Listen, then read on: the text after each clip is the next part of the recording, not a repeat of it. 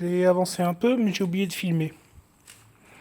Alors là, donc j'étais tout simplement en train de refaire mes filets avec mon tarot.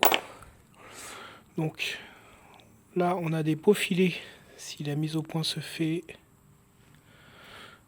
Ouais, voilà. Bon, à peu près. On les voit bien là. Voilà. Le turbo est fini d'assembler avec donc son hélice toute neuve. Il n'y a pas de jeu là-dessus. Voilà. Et donc là, on va mettre en place les nouveaux goujons parce que bon, les anciens, je veux bien faire des économies, mais ils tiraient la gueule.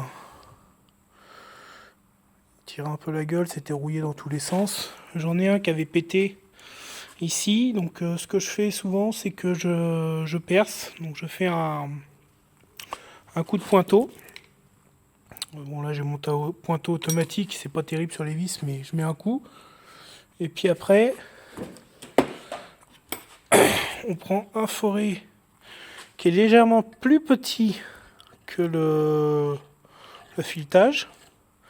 Et comme ça on perce bien au centre, on nique la vis et on repasse un coup de tarot. Normalement on enlève les derniers morceaux qui peuvent rester. Et là on voit bien, le filet il est impeccable. Il n'y a plus de traces, mais je ne l'ai pas niqué non plus. Quand on met la vis, enfin pas la vis, quand on met les goujons,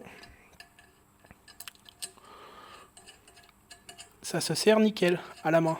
Bon, je vais les serrer, je vais les bloquer après. Mais j'ai pas abîmé aucun de mes filetages. Et vu que là, je les ai repassés au... D'une main, c'est pas simple parce que je regarde l'objectif et pas ce que je fais. Voilà, vous voyez, il se serre bien. Je mets pas de graisse parce que je m'en fous.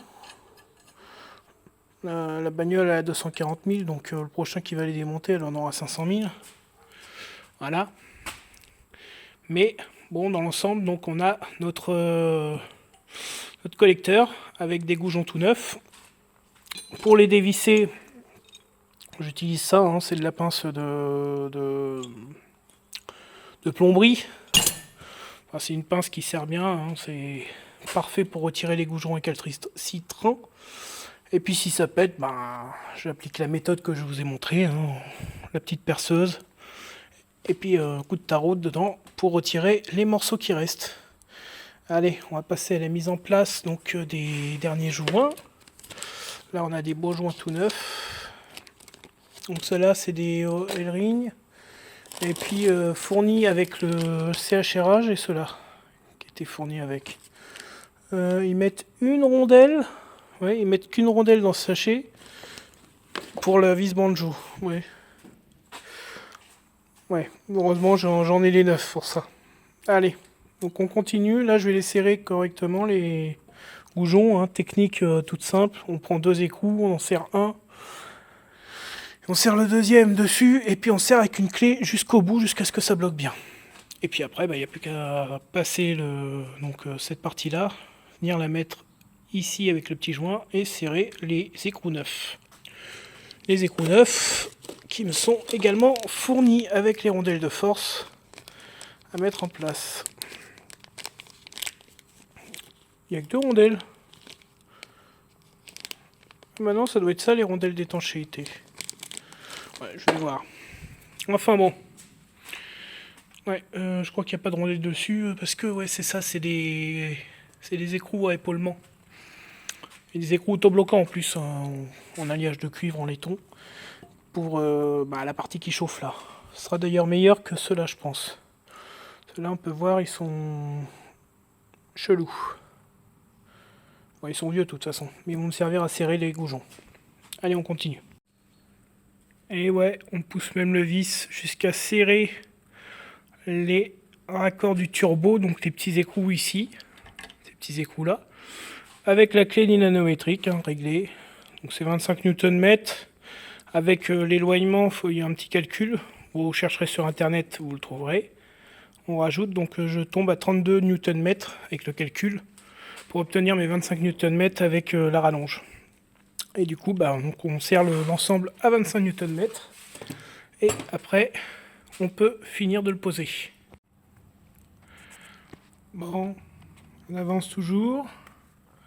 Là, on a posé le petit joint métallique pour le collecteur du turbo, collecteur d'échappement. On va poser notre turbo refait. Par contre, avant, il faut que je passe un petit coup de ponçage sur le plan de joint parce qu'il est bien dégueulasse. Hein. Donc on fait ça tout de suite, puis après ce sera beau.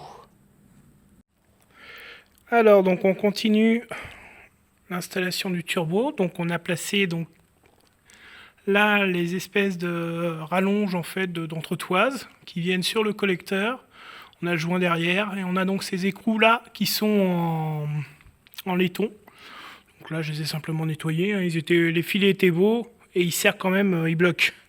Maintenant que c'est donc en place, on va venir avec notre clé dynamométrique. Tac, on la place. Et on vient serrer jusqu'à ce que ça clique. Là, on est au niveau réglage à 30 Nm. C'est préconisé dans la revue technique. Donc on serre tout ça et on se retrouve juste après. Bon, on continue toujours dans le sale. Hein, donc on dresse le plan de joint. Alors vous prenez un papier ponçage pour le gratter légèrement et faire en sorte qu'il soit bien propre. Ça, donc c'est le joint qui va venir pour le retour d'huile. Le retour d'huile qui se trouve en dessous du turbo et qui vient ici au niveau du carter. Donc on monte ça. Ça s'enclenche gentiment dans le bousin. Puis après, deux vis, on met ce joint là entre deux. On n'a pas besoin normalement de mettre de pâte à joint ou quoi que ce soit. Hein. Ça c'est un joint papier qui va s'écraser au fur et à mesure du serrage. Et puis on monte ça là. Et après, voilà. Bon alors j'ai un petit peu avancé quand même au niveau doseur d'air, etc. J'ai monté l'avant et l'arrière des doseurs d'air. Sauf que je les ai modifiés, en fait, il n'y a plus de clapet dedans. Donc ça, ils seront bouchés ici, bouchés là-bas. C'est simplement pour faire illusion, on va dire. Après, il faut que je remette aussi mon petit support de turbo qui vient, que je dise pas de bêtises. Qui vient comme ça, me semble. Ou comme ça je crois. Qui vient là. On a une vis ici pour le support. On va la mettre et puis je vais d'abord le brosser un petit peu parce qu'il est sale, il est plein de cambouis et tout. On va lui faire une belle gueule parce que le turbo il est tout beau à l'intérieur. Alors ça c'est c'est plein de rouille en apparence, hein, mais c'est juste de la poussière incrustée dedans, je sais pas. Mais le turbo est neuf, hein, le bloc turbo en lui-même est neuf. On monte ça. Je vais aller chercher les deux vis qui correspondent au parc ici. En neuf, et puis je vais mettre un petit peu de frein filet dessus, du frein filet léger. Voilà, donc moi ça va être bon pour ce soir, hein, parce que là on est le 31 au soir. Je vais rentrer à la maison et puis je vais aller fêter ça avec la famille. Donc, mise en place ici de l'alimentation en huile du turbo, de la sortie d'huile du turbo. Là, on a mis le turbo et serré les collecteurs aux coupes. Donc, 30 Nm sur chaque... 30 Nm sur chaque boulon. J'ai mis en place le retour d'huile et... le retour d'huile et l'alimentation d'huile. Ici. Et j'ai mis également la patte qu'on verra ici de support qui vient supporter en fait le poids du turbo quand ça pèse vers le bas. Pour le fixer correctement, que tout le poids soit pas seulement sur le collecteur. Donc c'est une construction plutôt intelligente, hein. Heureusement qu'il y a ça, parce que sinon le collecteur pèterait vu comment il est fin, c'est de la fonderie, avec les efforts et tout ça, ça pèterait avec les kilomètres.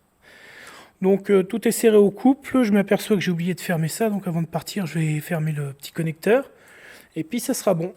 Tout est installé au niveau du turbo pour l'instant. Bon, pas l'échappement, mais ça on verra après. J'ai installé donc aussi, ce que je vous disais, les doseurs d'air. Donc ici on a le doseur d'air air chaud, air froid. avec la double tubulure qui va venir en dessous pour l'alimentation en air frais du turbo. Que je dise pas de bêtises, oui c'est ça. Par-dessus on a donc l'alimentation d'air également du collecteur qui lui reçoit l'air en provenance du turbo. Et donc ce côté-là, c'est pour réchauffer l'air du turbo, et ce côté-là, c'est pour l'admission d'air toute simple. Et alors, normalement, il y a un clapet ici. Moi, je le vire parce que ce clapet-là, quand la voiture est froide, ce clapet se ferme et ce clapet-ci s'ouvre. Ça fait une double alimentation d'air pour le moteur. Sauf que ici en bas, des fois, ça arrive que quand le clapet est fermé d'origine, il est en position fermée. Donc le clapet se désolidarise et reste fermé en permanence, il grippe. Et celui-là se ferme en haut. Puisque celui-là en général est plus accessible, on pense à regarder celui-là. J'ai eu une panne des fois. J'ai eu une panne une fois sur ce type de moteur-là. Et donc celui-ci fonctionnait, mais voiture froide se fermait. Et celui-là était en position fermée tout le temps. Ce qui fait que ici et ici, il n'y avait pas d'alimentation en air pour le turbo. Il n'y avait pas d'air qui arrivait au niveau du collecteur. Le turbo, lui, essayait de souffler, de monter en pression, mais ça posait souci puisque le collecteur, lui, ne recevait pas l'air. En fait, l'air arrivait ici, c'était bloqué. Il arrivait ici, c'était bloqué. Voilà. Donc c'est pour ça, moi maintenant, j'ai supprimé ce système-là. Parce que de toute manière, il n'était pas utilisé sur les 406, 206, etc. Je vois pas pourquoi ils ont été fous de ça sur les 307. C'est une cause de panne supplémentaire. Donc voilà. Donc pendant la vidéo que vous regarderez, ça sera le nouvel an. Et je vous souhaite donc le nouvel an, mais vous la verrez pas au nouvel an. Voilà. Et pour moi, je vais rentrer. Là, c'est bon pour ce soir. Je vais aller gentiment réveillonner. Allez. On coupe et puis on se retrouve après un autre jour, certainement. Eh oui, certainement. Pour finir tout ça. Aujourd'hui, j'ai continué également. Et comme d'hab, j'ai rien filmé. Vivement que ma caméra revienne du SAV. Mais bon, pour l'instant, je ne l'ai pas encore récupéré. Alors, j'ai neutralisé donc le GR. Il y a une plaque là. Et puis ce que j'aime bien faire, c'est que le GR, je la mets en position neutre. Je la soude à l'intérieur et je la soude au niveau de la tige, ici sur le dessus. Comme ça risque plus de bouger. Donc du coup, ici, cette partie, je la laisse à l'air libre, puisque je m'en fous. Il n'y a rien qui sortira ici. Hein. De toute façon, le truc, il est propre, donc on s'en fout, puisqu'il y a une plaque de toute manière ici, avec le joint d'origine, en plus. Oui, j'ai dû refileter correctement ça, augmenter un peu la taille et partir sur des vis un peu plus grosses parce que les tiges étaient complètement bouffées. Les petits inserts, je retrouverai le nom. Bref. Du coup, les goujons. J'ai retrouvé le nom. Donc les goujons qui étaient là étaient complètement bouffés par la corrosion. Du coup, normalement, on a cette merde-là qui vient... Donc le tuyau ici, juste derrière, qui se visse normalement sur un goujon. Sauf que moi, le goujon ne va plus me servir, puisque le tube, je compte le couper en fait ici. Normalement, sa position d'origine, on voit, ça arrive là. Et il doit arriver après sur cette durite-là. Donc il faudra, parce que donc l'échangeur, je ne vais pas le remonter. Du coup, la durite, je la couperai ici à peu près. Et puis il me faudra juste un tuyau qui vienne de cette partie droite à cette partie-ci. Donc je vais prendre un tuyau légèrement coudé. Faut que je trouve ça. Que je me le fabrique ou que je trouve ça. Pour que ça soit neutralisé de manière correcte. Quoique je peux même peut-être le piquer sur un 90 chevaux qui me reste dans un coin. Donc pour l'instant, aujourd'hui c'est juste ça que j'ai branlé. C'est déjà pas mal, hein. On est le 1er janvier, donc je suis pas venu trop bosser. Mais ça avance quand même. Il m'a fallu presque une journée pour fabriquer la plaque, neutraliser le GR, refaire les filets, extraire quand même les goujons qui étaient bloqués dedans. Donc j'en ai eu marre. Hein. Bon, bien sûr, j'avais bourré quand même ici avec un chiffon. Enfin, pas un microfibre, mais un chiffon. Pour éviter que j'ai de la limaille qui reparte et puis qui vienne gentiment bouffer mon turbo, même si c'est l'échappement. Qu'on s'en fout un peu. Bon, c'est bien qu'il bouffe pas trop de limaille dès le départ, le turbo. Hein, comme il est tout neuf. Je l'ai amorcé avec la seringue, mais il faudra l'amorcer également donc, en faisant tourner le moteur. Il va falloir que je me commande une distrib pour la poser et faire tourner le moteur correctement. Voilà. Bon bah, c'est bien pour aujourd'hui. On continue. Je pense que ça va être toujours dans la 3e vidéo. Donc, je vais commander les pièces et puis on se retrouve dès que j'ai les pièces. Allez, on coupe, on se remet au boulot. Alors, l'avancée du moteur. Donc on voit que j'ai remonté le filtre à huile, tout ce qui était pompe gasoil.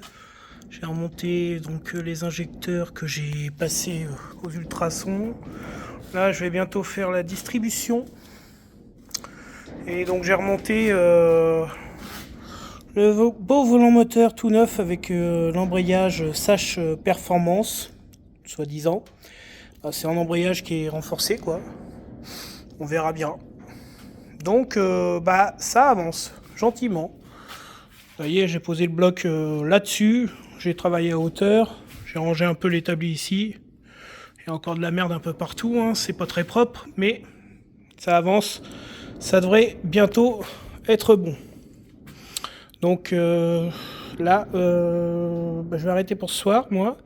Mais la suite de la vidéo, ça sera la pose de la boîte de vitesse qui est là-bas, qui a déjà du coup une nouvelle butée d'embrayage installée avec un nouveau guide. À l'intérieur de la boîte est un peu crade, mais j'ai frotté avec le nettoyant fin pour réussir à avoir mieux. Pareil pour l'extérieur. Et puis j'ai pas envie de passer ça aux ultrasons, le carter, hein, parce qu'il faudrait démonter toute la boîte, tout ça, faut pas exagérer. Pour une 307, non. Donc voilà où ça en est pour l'instant. Bon, ça avance tout doucement, hein. Mais le moteur, il est tout beau. Là, faut que je pose la distrib. Faut que je repose la boîte. Et puis, toutes les merdes de faissoliers, là, de tubes, de trucs, de mes couilles. Pour le liquide de refroidissement. Voilà. Ça avance. Elle sera belle après. Pour l'instant, ça se voit pas vraiment encore. Mais bon, ça va le faire. Ça sera bientôt remis à neuf. Bon, des nouvelles du moteur. Donc j'ai pas trop filmé. Hein. On pourrait dire presque que j'ai fait une farine de blé. J'ai remonté sans rien monter, sans rien filmer. Donc j'ai refait le circuit de dépression. J'ai réinstallé en partie mon faisceau pour l'instant, mais je suis en train de l'approprier, que ça soit bien propre comme ça. Chaque jonction.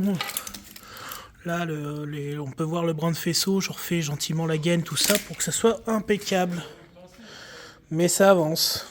Donc on se retrouve, là ça va être je pense la fin de la vidéo sur le remontage moteur, parce que du coup c'est plus trop intéressant ce que je fais dessus, hein. C'est simplement du branchement et puis remettre 2-3 conneries de scotch tissu sur les faisceaux, tout ça, mettre des colliers hérissants, donc ça c'est du vu et du revu. Donc ça va être la fin de la vidéo sur ce qui est moteur, et puis on va se retrouver après pour monter le moteur dans la baie moteur de la 307. Voilà, je vous souhaite une bonne journée à tous, et puis abonnez-vous, un petit pouce bleu, et si vous avez des commentaires à faire, n'hésitez pas dans la section commentaires. Merci.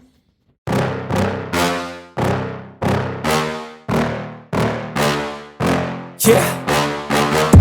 Please tell me that I can't, that I won't, that I fail, that I'll never make it out, yeah. Please tell me all the bad, never good, fill my head full of every single doubt, yeah. Please say any negative thoughts, I pop off when I hear people say I cannot. I get off to the thought of proving everyone wrong, I won't stop to the top, so you better back off and get lost. I'ma stay loud, stay proud, never running out, never heading south. I'll be spreading out, call it word of mouth, can't put me down, I'll be getting loud. You can have it douse, not what I'm about, have your cloud, it be raining now, I keep making sound, go another round, I'm legend bound, can't stop me now. slow burn like a disease. Just tell me that I can and I'll show you things that you couldn't